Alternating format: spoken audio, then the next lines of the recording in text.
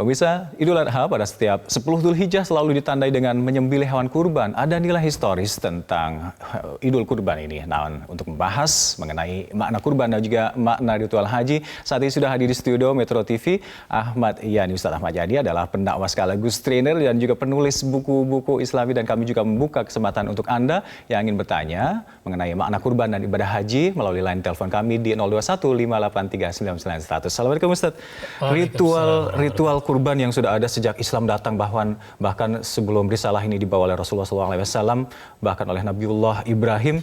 Tapi la yanalallahu lahumuha wala dima'uha. Bukan dagingnya, bukan pula darahnya yang nyampe ke hadirat Allah Subhanahu wa taala, tapi keikhlasannya. Sederhananya seperti apa?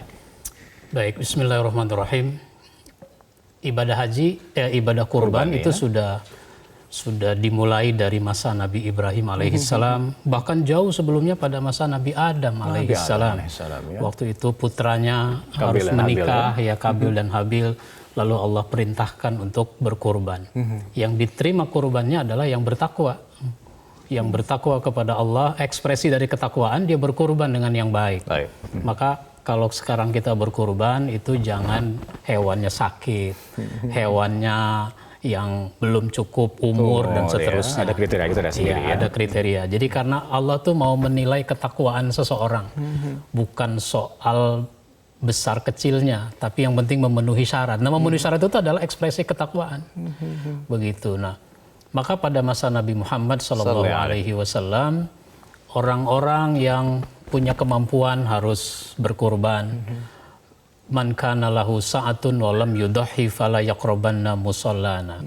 Barang siapa yang punya kemampuan tapi dia tidak mau berkurban, maka dia tidak pantas. Jangan mendekati tempat sholat kami. Masya Allah, mendekat pun nggak usah ya? Artinya bukan tidak boleh datang ke masjid. Nggak pantas orang yang rajin ke masjid. Tapi ternyata dia mampu tapi tidak mau berkurban.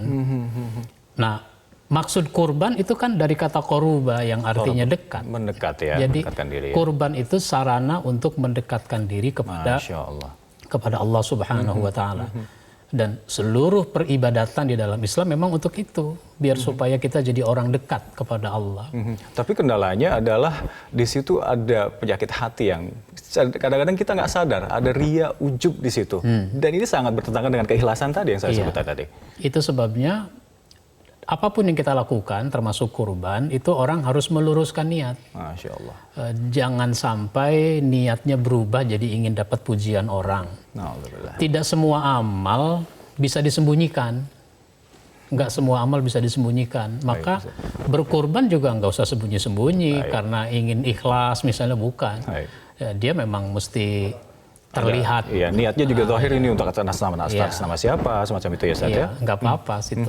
Sehingga yang penting adalah keikhlasannya, bukan sembunyi-sembunyinya. Nah, misalnya begitu. Nah, makna berkurban ini dalam kehidupan sehari-hari, khususnya untuk bersosial kemasyarakatan ini Ustaz. Ya, berkurban ini kan sesuatu yang nggak bisa kita pisahkan dari kehidupan.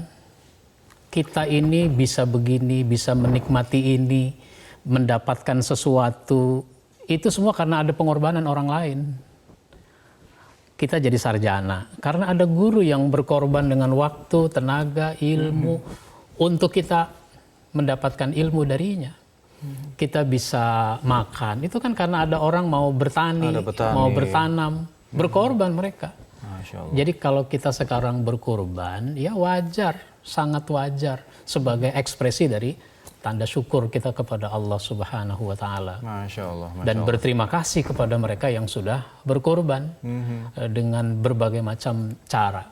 Begitu. Nah, untuk kaitannya dengan sosial kemasyarakatan ini, berkurban ini juga menjadi salah satu ritual di ibadah haji ini, wukuf di Arafah dan macam-macam ritual-ritual di haji ini. Bisa Anda terangkan sejauh mana ini? Ya, di dalam haji juga ada kurban. Ya, orang pergi haji sendiri memang sudah berkorban. Berkorban dengan waktu, berkorban dengan tenaga, berkorban dengan dana. Nanti buat jamaah haji kita itu juga berkorban dengan hewan kurban. Dengan membayar dam, beli kambing, beli unta bersama-sama, lalu disembelih. Itu semua pengorbanan. Lalu dalam konteks ibadah haji, seorang Muslim memang harus memutuskan. Haji itu kan keputusan untuk pergi ke tanah suci guna menunaikan rukun Islam yang kelima. Ya. Maka orang yang menunaikan ibadah haji adalah orang yang sudah mengambil keputusan. Kita ini jangan suka merasa tidak dipanggil, belum dipanggil. Iya, kok belum daftar haji? Oh, Iya. belum dapat panggilan nih Ya, semacam itu kan? Jadi panggilannya sudah. Wa azzin fin nasi bil hajj. Azan finnas. Ya, serulah manusia untuk menunaikan ibadah haji ini. Itu kalau orang sudah terpanggil, dia nanti akan datang. Kemudahan-kemudahan pun akan ada aja. Kemudahan-kemudahan akan diberikan. Jadi jangan merasa belum dipanggil. Nah, sama seperti sholat. Sholat itu kan kita sudah dipanggil dengan azan. Oh, iya, bisa. Tinggal masalahnya ada yang memenuhi panggilan, ada yang cuek saja dengan Atau malas-malasan azan itu. gitu ya? Malas-malasan. Nah, maka untuk memenuhi panggilan, ya daftar dulu. Booking seat Iya. lah ya kalau sekarang ya. Kalau nggak daftar, bagaimana mau dipanggil? Nah, iya, Ustaz. Nyelonong saja, wah nggak bisa. Jadi semua yang terdaftar, sama seperti orang naik pesawat, itu kan orang yang terdaftar. Iya, di manifest sudah Iya, ada di sana iya. ya. Baik, Ustaz. Terkait dengan ritual haji dan rukun-rukunnya, wajib hajinya juga banyak. Makna di balik itu semua seperti apa, Ustaz? Ya, luar biasa filosofi haji punya makna yang sangat dalam. Ibadah haji itu dimulai dengan tahallul, dimulai dengan ihram, Ahram. nanti diakhiri dengan tahallul. Kata itu saja sudah mengindikasikan ada filosofi besar. Ihram sendiri. Ihram itu kan pengharaman.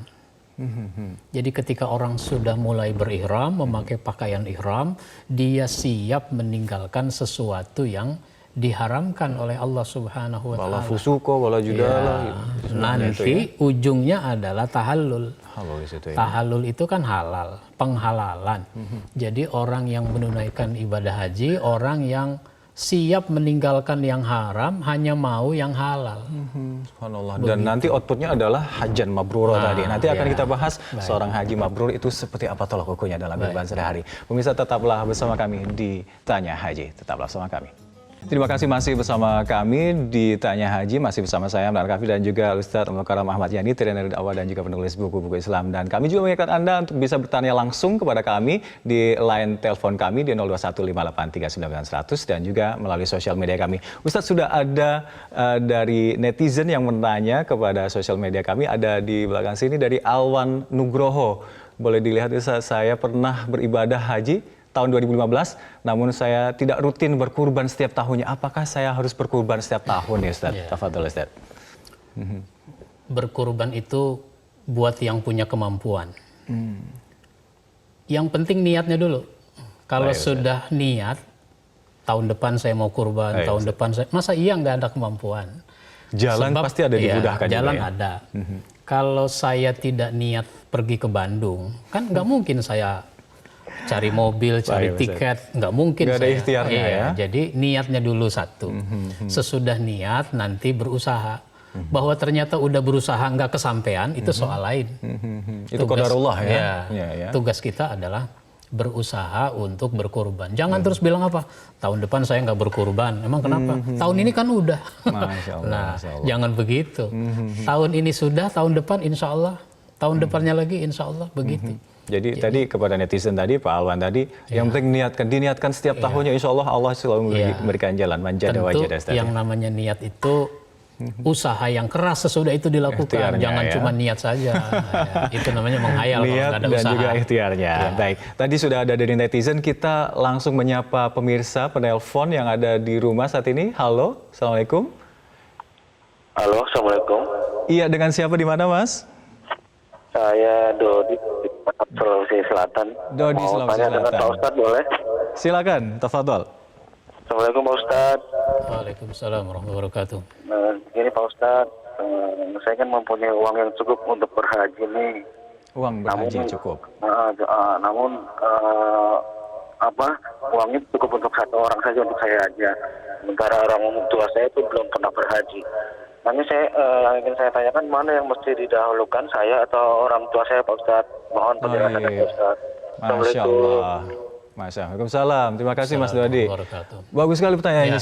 Polemik sebenarnya. Ada uang, ada dana untuk haji, tapi hanya untuk satu orang. Mendulukan mana dia atau orang tuanya? Sekarang ini kan orang pergi haji udah daftar, nunggunya masih lama. Masya Allah. Ya. Karena nunggunya masih lama, sekalipun orang tua kita nanti masih ada umur 10 tahun lagi, tapi kan secara fisik sudah lemah, maka boleh didahulukan orang tua.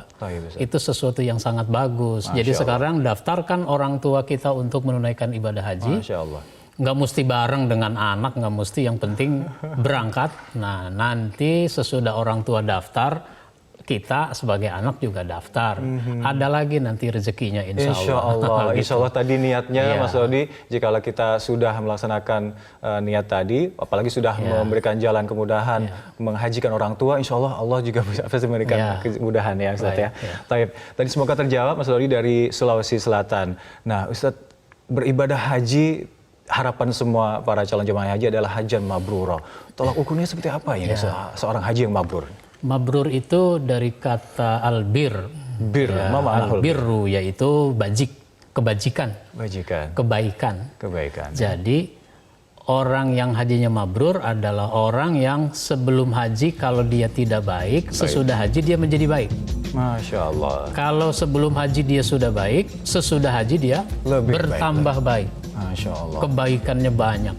Dalam hal apapun ya, setiap perkataannya lebih baik, perbuatannya juga lebih baik, lebih menolong sesama semacam itu. Kalau kita memperhatikan ajaran Islam itu kan kerangkanya ada 3, yaitu akidah. Masya Allah. Sehingga akidahnya tambah baik, tambah kokoh, tambah mantap. Masya Allah. Yang kedua syariah, hukum, dia disiplin kepada hukum yang datang dari Allah. Masya Allah. Dan yang ketiga akhlak. Sehingga sesudah haji dia akhlaknya bertambah mulia. Masya Allah, Masya Allah. Akhlak ke atas kepada Allah, akhlak ke samping manusia, kepada sesama vertikal, manusia. horizontal. Allahumma hajar mabrur. Semoga semua yang sudah melaksanakan ibadah haji menjadi seorang haji yang mabrur. Syukran jazilan Ustaz telah hadir di studio Metro TV kali ini pemirsa. Kami akan kembali untuk Anda di pekan depan di waktu yang sama dalam Tanya Haji. Assalamualaikum warahmatullahi wabarakatuh.